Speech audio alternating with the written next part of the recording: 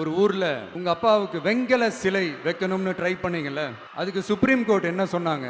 மக்களோட பணத்துல யாருக்கு புகழ் பாட பாக்குறீங்க அப்படின்னு கேட்டாங்கல்ல. அதுக்கு என்ன அர்த்தம் தெரியுமா? ஊராம் வீட்டு நெய்யில உங்க வீட்டுக்கு ஸ்வீட் செய்யாதீங்க. எப்படி? ஊராம் வீட்டு நெய்யில உங்க வீட்டுக்கு ஸ்வீட் செய்யாதீங்கன்னு அர்த்தம். மக்களோட ஒரு அடிப்படை வாழ்வாதாரத்துக்கு ஏதாவது பிரச்சனைக்குன்னு கேட்டா நிதி சுமைன்னு சொல்றீங்க. செலை வைக்கிறதுக்கு மட்டும் எங்கிருந்து சார் காசு வருது?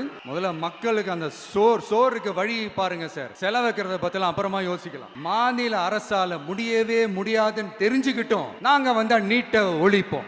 ஆகா ஆகா ஆகா ஆகா, எவ்வளவு பெரிய ஒரு மோசடி இது! கேட்டா நாங்க தான் முன்மாதிரி ஆட்சின்னு சொல்லுவாங்க. மோசடி ஆட்சி. மோசமானவங்க முக்கியமானவங்க கேள்விப்பட்டிருக்கிறீங்களா? அந்த மாதிரி மோசடி ஆட்சியிலே முக்கியமான ஆட்சி இந்த திமுக ஆட்சி. மக்களை நேசிக்கிற விஜய் வேணுமா?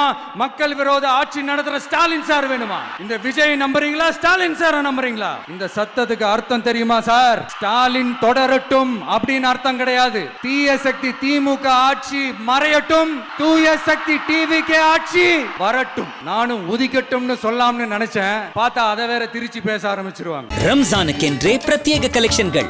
ஆசியாவின் மிகப்பெரிய ஜவுளி சாம்ராஜ்யம் தி சென்னை சில்க்ஸ்.